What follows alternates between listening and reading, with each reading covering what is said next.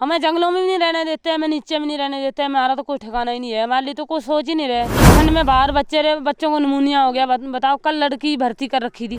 छोटे छोटे बच्चे हैं, इनके सामने इनके जो घर उजाड़े जा रहे हैं। आप सोच सकते हैं कि उनकी मनोस्थिति पर इसका क्या असर पड़ेगा। ये खाली तिरपाल में जैसे आप रहेंगे तो आपका बच्चे रहेंगे तो जब पता चलेगा, वो तो जो हमारे साथ हो रहा है हम झेल रहे हैं। नगर निगम प्रशासन है, उनका कहना है कि आपने यहाँ पे अतिक्रमण किया हुआ है। कुछ नहीं भैया, हमने किया। हम देखो तुम्हारे सामने ही तो है, जो कुछ भी है तुम्हारे सामने। तिरपाल लगा रखी, खाली लक्कड़ लुक्कड़ बांध रखे, अपनी ठंड निकाल रहे। नमस्कार साथियों, इस वक्त हम मौजूद है डांडा लाखोंडवाले में और यहाँ पर जो नगर निगम है, देहरादून नगर निगम ने यहाँ पर जो वन गुजर रहते थे उनको बेघर किया है। एक तरफ जहाँ प्रदेश के जो मुख्यमंत्री है पुष्कर सिंह धामी, वो फुटपाथ पर रहने वाले जो लोग हैं उनको कंबल बांट रहे हैं इस कड़ाके की सर्द में, और जो रैन बसेरों में रह रहे हैं उनको कंबल बांट रहे हैं। और ये वीडियो जो फुटेज हैं आपने खूब सोशल मीडिया पर देख रहे हैं। लेकिन वहीं दूसरी तरफ जो नगर निगम प्रशासन है, उनके द्वारा जो वन गुजर हैं उनको परेशान किया जा रहा है, उनको बेघर किया जा रहा है। उनके छोटे छोटे बच्चे हैं, उनको बेघर किया जा रहा है। इस कड़ाके की सर्द में वो तिरपाल के नीचे रहने को मजबूर है। जिनके जो अस्थायी जो उनके घर बने हुए थे, कोई पक्के मकान नहीं बने रहते हैं इनके, और ये लोग 6 महीने एक जगह रहते हैं और 6 महीने ऊपर जो पहाड़ों में वहाँ चले जाते हैं। और आजकल जो ऊपर पहाड़ों में जो बर्फ़बारी हो रही है उसके चलते 6 महीने के लिए जहाँ मैदानी इलाकों में रहते हैं। लेकिन जो नगर निगम है उनके द्वारा आप देख सकते हैं कि इनके जो आश्रय हैं, जो आश्रय इनके रहने के घर हैं, उनको तोड़ दिया गया है। कोई पक्का मकान नहीं है और ये कह गए कि इनका अवैध अतिक्रमण इनके द्वारा किया गया है। लेकिन आप देख सकते हैं कि कोई भी पक्का जो है यहाँ पर कंस्ट्रक्शन नहीं हो रखा, सिर्फ और सिर्फ लकड़ी के जो घर बनाए गए हैं अपने 6 महीने के लिए रहने के लिए और अपने बच्चों के पालन पोषण के लिए। ये लोग जो हैं दूध और दही बेचकर अपने पालन पोषण करते हैं, आज कमाते हैं और कल खाते हैं। ये कोई अमीर लोग नहीं होते हैं। और लेकिन जो प्रशासन द्वारा इनके साथ जो जाति की गई है, आप साफ तौर पर देख सकते हैं इस कड़ाके के सर्द में। यहाँ पर छोटे छोटे बच्चे हैं और इनसे जब हम बातचीत की हमने, तो इन्होंने बताया कि एक रात जो है बिना घर के इनको रहना पड़ा। ये छोटे छोटे आप देख सकते हैं, ये कोई बाहर के लोग नहीं है, ये भी हमारे देश के ही बच्चे हैं। ये हमारे देश की आने वाली पीढ़ी है और इस जो हमारे देश की आने वाली पीढ़ी आप सब तौर पर देख सकते हैं कि किस तरह किस स्थिति में रहने को मजबूर है। आगे हम इनसे बात करेंगे कि इनका क्या कहना है, कैसे इन पर जो गुजरी है, जो प्रशासन द्वारा जो बिना दया भाव के एक नोटिस दिया जाता है और उसके बाद तुरंत इनको हटा दिया जाता है। आपको बता दूं कि नोटिस कई अवैध अतिक्रमण देहरादून में आपको मिलेंगे, देखने को मिलेंगे। आप जिस भी रास्ते से गुजरते हैं वहाँ आपको अतिक्रमण दिखाई देंगे। लेकिन जो शिकंजा है प्रशासन द्वारा वो सिर्फ गरीबों पर, झुग्गी झोपड़ी वालों पर ही कसा जा रहा है। इनसे बातचीत करते हैं कि इनका क्या कहना है। यहाँ पे हमारे साथ जो वन गुज्जर हैं, जिनके जो प्रशासन द्वारा जिनके घर तोड़े गए हैं, वो मौजूद है। उनसे हम जानेंगे कि क्या कुछ हुआ। आपका नाम?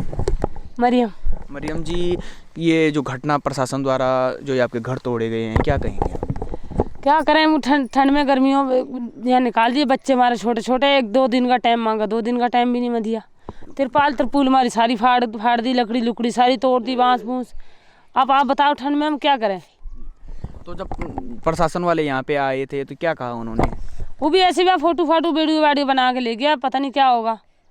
हमारा तो अभी कुछ हुआ नहीं, हम तो अभी ऐसे ही। तो जब नगर निगम वाले आए थे आप क्या कर रहे थे उस समय? कुछ भी नहीं, खाना खा रहे थे। हमारा खाना भी वैसे ही रहा, हमें खाना भी नहीं खाया, कुछ भी नहीं बने। बर्तन आधा निकाला, आधा दे रहे, उन्होंने गिरा भी दिए इतने में। तो क्या उनका जो नगर निगम प्रशासन है उनका कहना है कि आपने यहाँ पे अतिक्रमण किया हुआ है? कुछ नहीं भैया, हमने किया। हम देखो तुम्हारे सामने ही तो है, जो कुछ भी है तुम्हारे सामने। तिरपाल लगा रखी, खाली लक्कड़ लुक्कड़ बांध रखे, अपनी ठंड निकाल रहे। हमारे भी ऐसे बच्चे जैसे आपके बच्चे हो।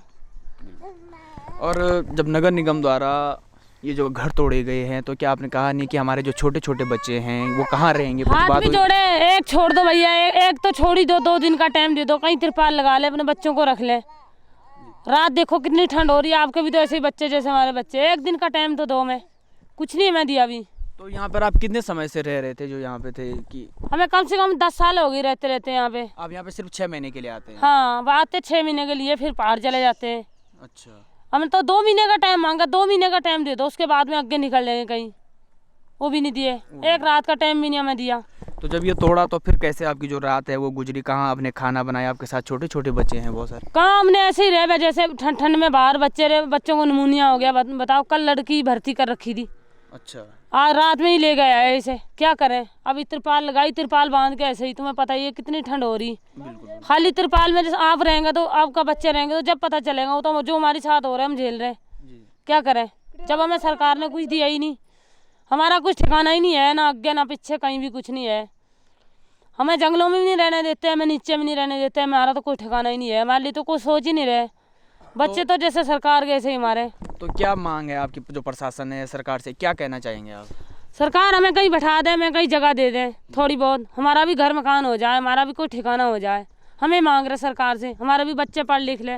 हम तो ऐसे जाहिल ही रह गए, हमें तो कोई आता ही नहीं, कुछ पता ही नहीं। अच्छा, जो प्रशासन है उनका कहना था कि आप लोगों के लिए जो रहने की वो व्यवस्था की जा रही है, आपको जो है अस्थायी ज़मीन दी जा रही है, इसकी कोई जानकारी है आपको? हमें कोई जानकारी नहीं, हम तो छूटे हुए परिवार के साथ हैं। हम छूटे हुए परिवार के साथ है, जिसको मिल गई होगी मिल गई होगी। हम तो ऐसे ही धक्के खा रहे, कभी कहीं हमें तो कुछ मिला नहीं। मिली हुई होती तो हम यहाँ क्या करते। तो क्या आपने इससे पहले कभी वो इसके बारे में जांच नहीं की कि किसी को ज़मीन मिल गई और हमें नहीं मिली अभी तक? नहीं, ऐसे बोल रहे सरकार के देंगे देंगे, भाई ऐसे ही है, छूटे हुए परिवार के साथ है। हम तो अपना टाइम निकाल ले, कभी कहीं बैठ जाए 6 महीने कहीं बैठ जाए। तो इस सरकार ने हमारे साथ ऐसा करा। तो अभी आपने कुछ रहने के लिए बनाए जिसमें कुछ नहीं बनाया, तिरपाल बांध रखी, पता नहीं कब आएगा निगम निगम वाले, कब फाड़ देंगे। बिल्कुल बिल्कुल। और इनको डर सता रहा है कि दोबारा जो इन्होंने टेम्परेरी जो बनाए हैं कि ताकि बच्चे यहाँ पे रह सकें, कि आजकल जो ओस है उससे बच्चे बच सकें। और जैसे कि इन्होंने बताया कि जो बच्चे हैं वो बीमार हो रहे हैं, और इतनी कड़ाके की ठंड में होंगे भी क्यों नहीं, क्योंकि इतने जो ठंड में जो प्रशासन द्वारा इनके घर जो तोड़े गए हैं उसके बाद इन पे कहीं ना कहीं जो रहने का है वो संकट छा गया। आपका नाम क्या है? नूरजान। नूरजान। तो जब आप कितने परिवार रहते हैं आप यहाँ पे? 2 परिवार रहते हैं। तो जब प्रशासन आया तो आपने कुछ कहा उनसे? कुछ नहीं, हमने क्या कहना, हमने ऐसे बोला 2 महीने रहने दे हमारे को, हम चले जाएंगे ऊपर पहाड़ में।